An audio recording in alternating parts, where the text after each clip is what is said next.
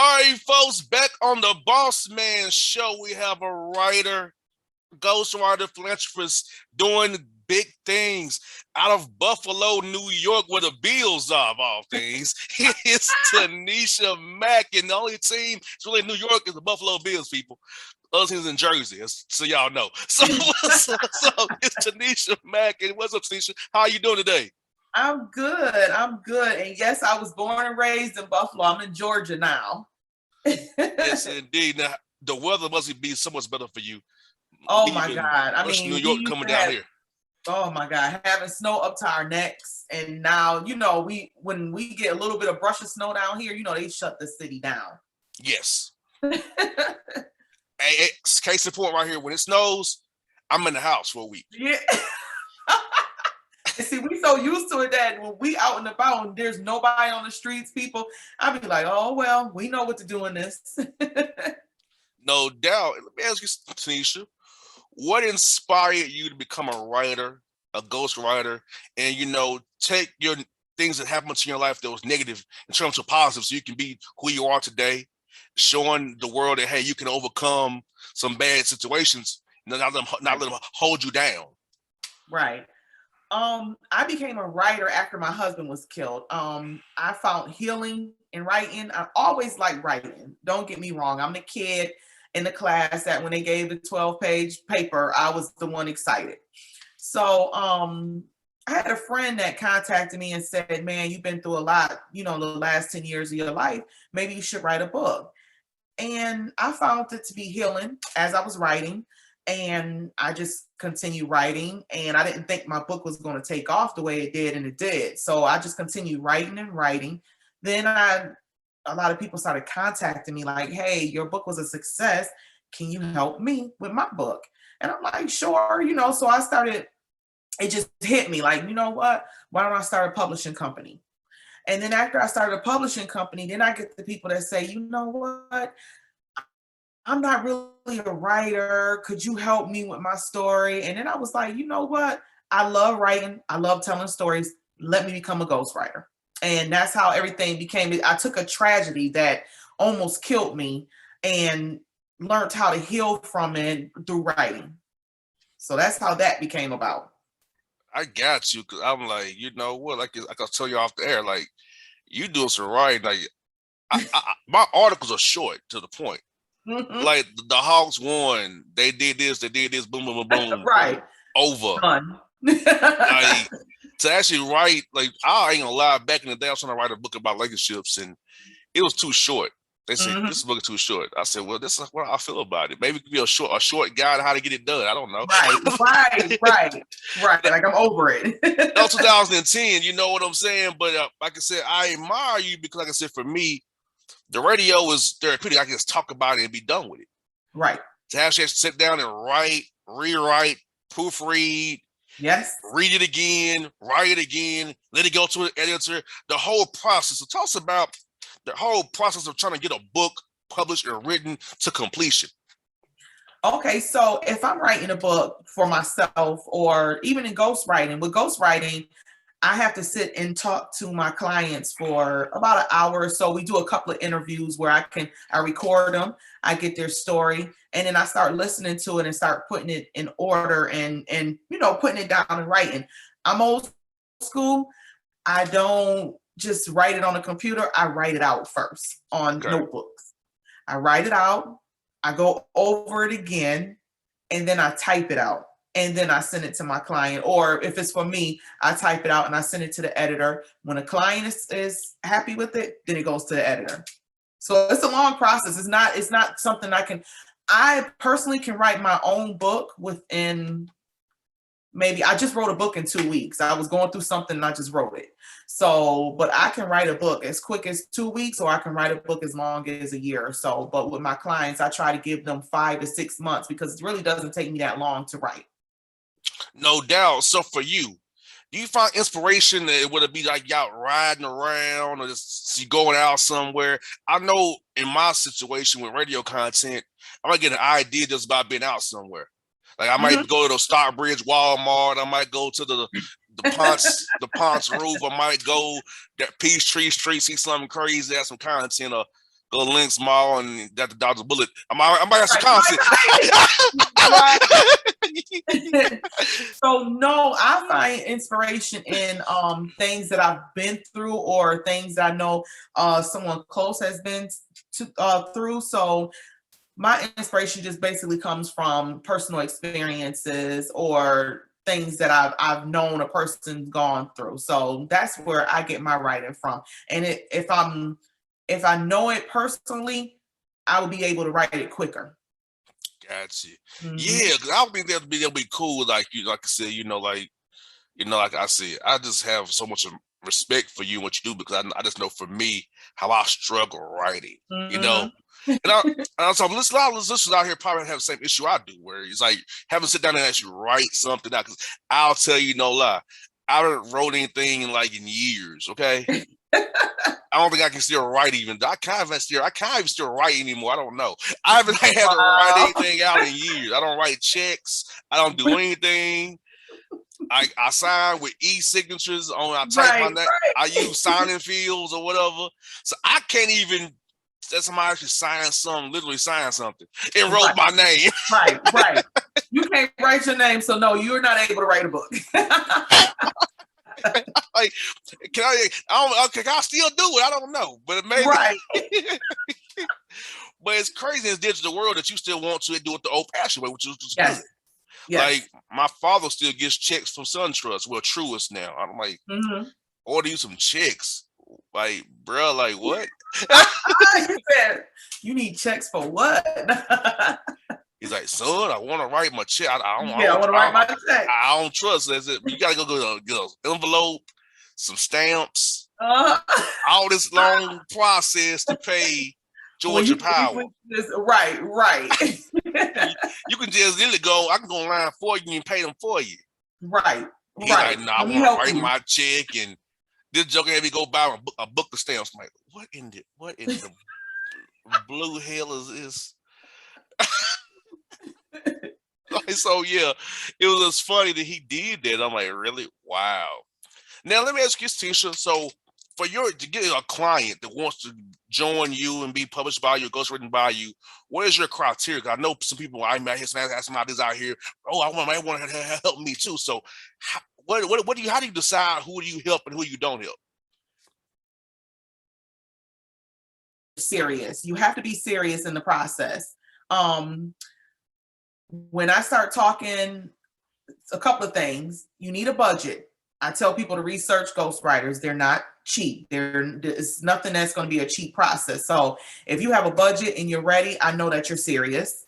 If you have your ideas and your thought process and you know where you want to go with the book, I know that you're serious. It all depends on when we do the consultation. If I get the hesitation and the playing around, then I know it's nothing. But if I get the client that's I'm ready to do this, then I know that they're serious. And I take a lot of people based on their stories too. When I hear a lot of people's stories when we're talking through our consultation, I'm just like, yeah, let me help you with this one. Got you. And how much do you have input? This is their book. So how much do you get involved for as input and creativity when you're doing ghostwriting? Because that's what my question I had for you as well. Like, how much do you get involved for as the creative side of with it being their book ultimately? Right. I have clients that give me full creativity. They just tell me their story and be like, go. Like I have one client that she loves me. We working on her second book. She'll tell me what she need to tell me, and then she say, go. Do you? And then when I send it to her, if it's something she wants to take out or there. And then I have other ones that, they put their input in. I'll listen to their story, write it up, and then they'll wind up sending me something like, hey, I wrote up something. Could you add this in? Or so it depends on the client. Like I said, I have clients that just say go, and I have clients that say, hey, I want to add this, or I want to have 50% of my creativity, things of that nature. No doubt. I see a lot of awards. You've been around a lot of heavy hitters. So tell us about that. For folks who don't know Tanisha Mackin. Yes, it's Mackin, people, not like with a G, but with an I-N, Mackin. Tell Right. us the people about the awards you've received over the years and who you've been around that they will recognize the heavy hitter names you've been around. Reading your bio that this woman is on a mission in transition. Well, I was blessed to be able to do an anthology with actress and comedian Kim Cole. That was something that was just amazing for me because we all watched her as Sinclair on Living Color, and Yes. I mean Living Single, Living but she was Single. on the Living Color too. Yeah, Living So Single, yes. right. I So missed we that show. watched her. We watched her on those shows, so that was a blessing. Some of the clients that I have now that I'm not gonna mention their names, but they're a blessing to me as well. They're heavy hitters, and I've just been blessed with people who trust me with their stories, especially some of these celebrities. And I actually did a book tour for Stevie J's oldest child's mother. So it was a tour that I put together for him and her. So that was fun, being able to watch everybody screaming, "Oh my God, CBJ!" And at that time he was like a heavy hitter on the reality TV. So that was good. I mean, I've just been around a lot of people. As far as the awards, I'm blessed. My city that I live in, they actually blessed me with 3 awards for the last 3 years. Best business. So that was good. I've received Rising Star, Author of the Year. So those are dope. I appreciate them. No doubt, she's making it shake for us. Stevie J is very funny. I'm not a reality TV fan, but his memes and what he say stuff, Yes. it's one of a kind. Yes. Many of the songs that you all like that are getting remade over and over again by these new artists, he put the beats down. He was the producer for them. Exactly. Yeah, so you like any Bad Boy records from like the early 90s to the 2000s? Exactly. That's Stevie J. It's him. That's who did it. Forget Right. what you see on VH1. Right. The man is a genius. Yes. When it comes to producing music. I think he's 4 Grammys in or 4 Grammy nominated. But yeah, it was 4. Yeah, so yes, I love that brother. That brother's funny as can be. Now you have Mac and Miracle. Tell us about that because I think it's very important. It's your assisting widows and children. So tell me about that project that you have been a philanthropist as well, Tanisha. Right. So I haven't done it in the past year due to thanks to COVID. But what I used to do with Mac and Miracles is we used to me and my children would adopt a family around Thanksgiving and start getting their Christmas list together. And we would just go out. We would ask for donations. And if people donate, that was cool. But we would go out with the list. And my daughter used to love it because she loves shopping for toys and that's what we did. And then around like maybe a week or so before Christmas, we'll go over to our family's house and deliver the stuff. We never recorded it. We never did anything. We just went over there with love and gave them their gifts. No doubt. That's the best way to do it because I feel like those who do it for the gram and TikTok, I'm like, are you putting on for social media? Are you really about this life? Right. Because helping somebody does not to be broadcast all over social media. As much as I was helped when that situation happened with my husband, because it made worldwide news. It was a big case. And when I say people from all over different states, different cities, sending my kids diapers, because my daughter was like 4 or 5 months when it happened. And my son was on his way back to school. I think he was going into 1st or 2nd grade, the school supplies, the diapers, the milk, the clothes for my daughter, just people from everywhere, the money that was sent. I couldn't repay everybody. So I had to do something. And that's what we came up with. Yeah, paying it forward's always fun to do for sure. And I mean, that's a great thing to do because, I feel like, Tanisha, this to be true as well. It's better to get and receive, Mm-hmm. You and I are positions where we can actually use our platforms to give back and help out where we can. And, for me, it feels good because I know where I grew up at. I didn't have much as a child. to Right. be able to establish a platform, have a job covering in sports and media, and be able to help out the communities, give these young kids an example of success. That hey, Exactly. you can do it too. I came from your beginnings as well, and Right. I made it. You can as well. Exactly. No doubt. And you know what, Tanisha, let me ask you this, for this.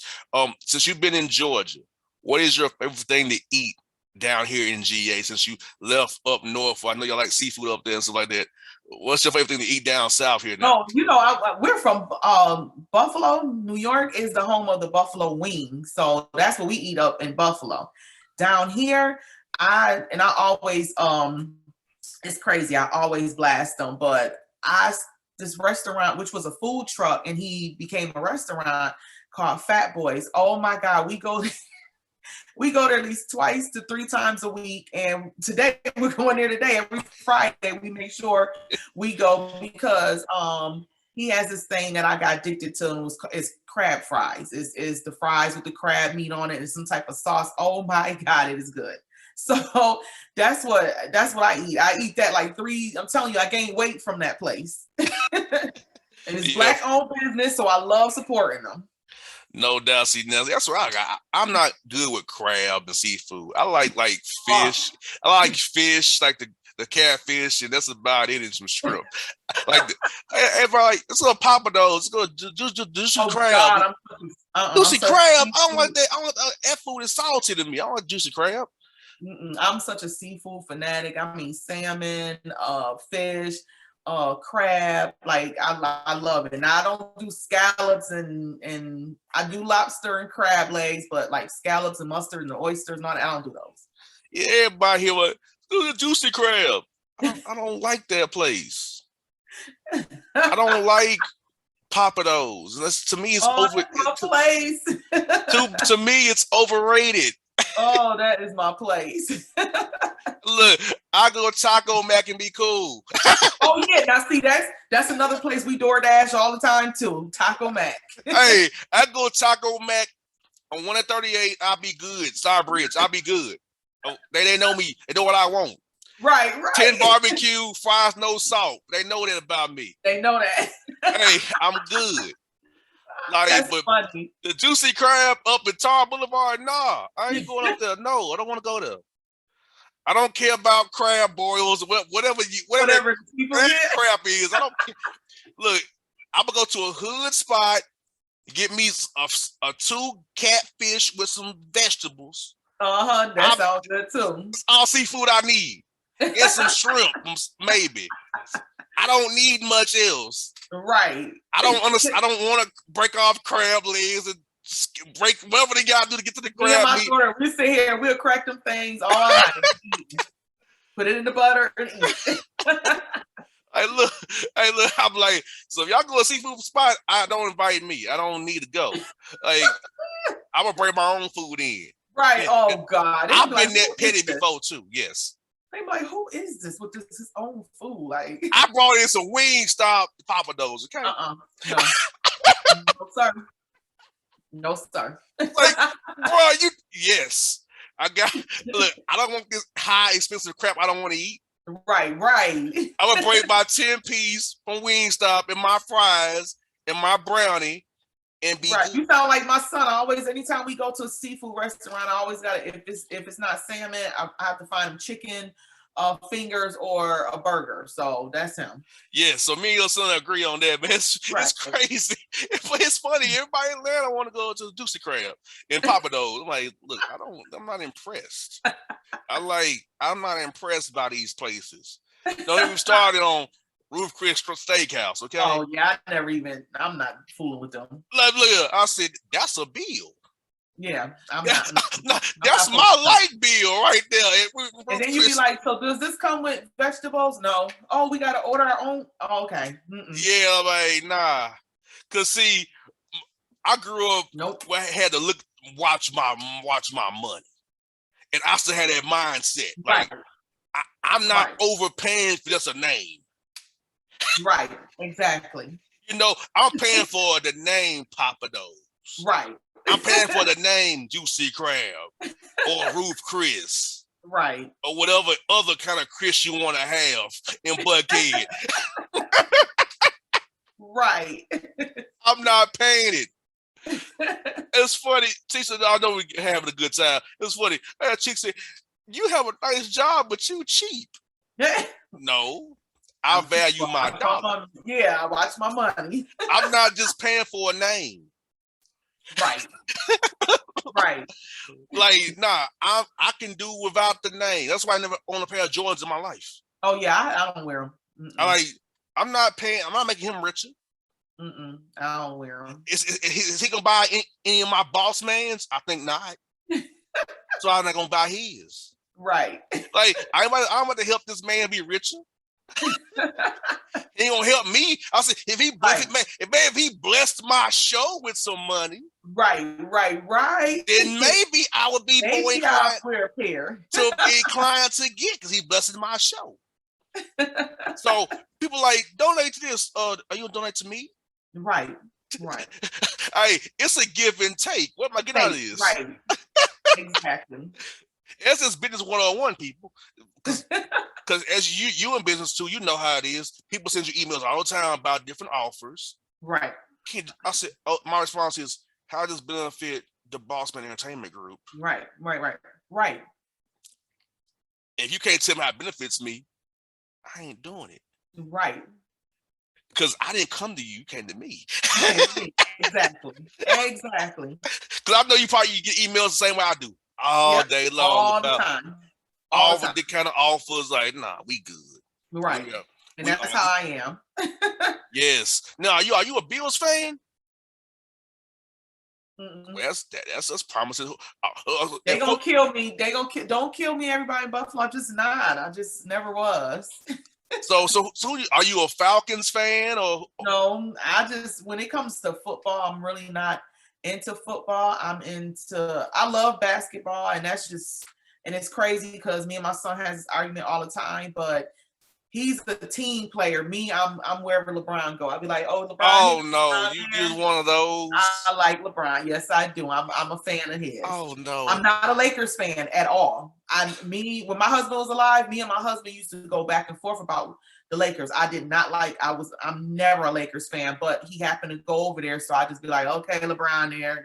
Let me watch. Yeah, I'm not a Lakers fan at all. But the LeBron thing, yeah, I'm not. Yeah, I love LeBron. It is what it is, and I'm not going to buck down from it. Me and your son have so much in common already. Right. He'd be so mad at me. Well, you just don't like the team, because he is, let me tell you something, he is Golden State to the end. Yes. Our dog's name is Curry. He named the dog Curry. Like, come on. Wow. So. Wow, yes. I love the Warriors too. Mm-hmm. Now, I cover the Atlanta Hawks, of course. Yeah. But I like the Warriors. I can say it out loud. I like the Warriors too. I like the Warriors a lot. I like them too. I can't say it out loud because you Atlanta Hawk guy. Yeah, but the Hawks have won a championship. I don't know. Right. Golden State can. They can help me when I go to the barbershop, talk about the LeBron people. I love to give LeBron people. I love to give y'all stuff. I love to give y'all stuff. Yeah, that's how my son is. And I'll be like, whatever, I don't care. He know I don't care. I just be like, whatever. I still like him. It be blowing my mind. At Laker Hawks games, it'd be more LeBron fans than it'd be Hawk fans. It blows my mind. When I have season tickets to the Hawks game, and I'll go to some games, but I'll sell my tickets. But when the Lakers come or when LeBron come, and I've been going when he was in Miami, when he was with Cleveland, I'll be like, I'm there. You ain't got to worry about me. I'll be there. Well, I'm there every night, so I'll see you at the game. Then I'm there every night working. So right.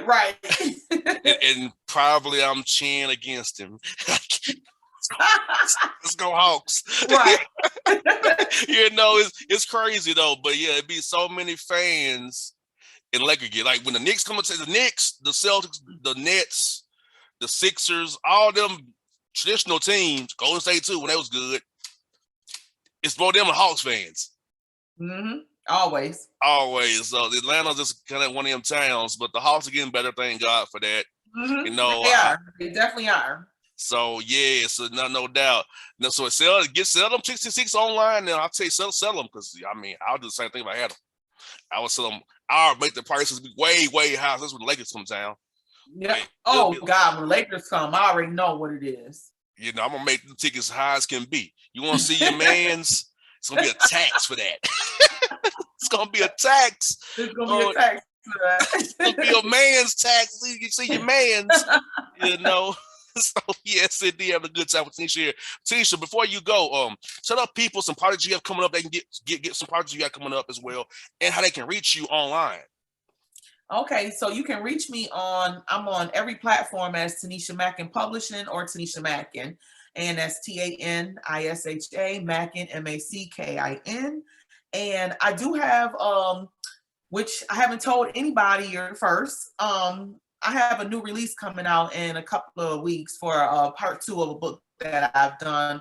A couple of years ago, I did this book and it was #1. And I did a part 2 to it. So that's coming up. I just like literally finished it and it's coming up probably about 2 weeks. I'm going to be announcing that I think Monday or Tuesday. So No be on doubt. the lookout for that. So yes, we play a show on tomorrow. Okay. On Saturday here, we will get the breaking news first in the Bossman Show on your radio. Yes. No doubt. Appreciate it, Tanisha. Well, Tanisha, thank you for your time, and I will see you from Arena at a Hawks game. And Right. I'm there every night. Just hit me up. I'm there every day. Okay. That's my job. I'm there every game. I gotta be there 5 o'clock for 7:30 game. I'm there. Right. You there. You gotta be there early. Yeah. So I'll see you there. You be safe and glad to have you on the show. We got to do this again real soon, okay? Okay, thank you so much. You're very welcome.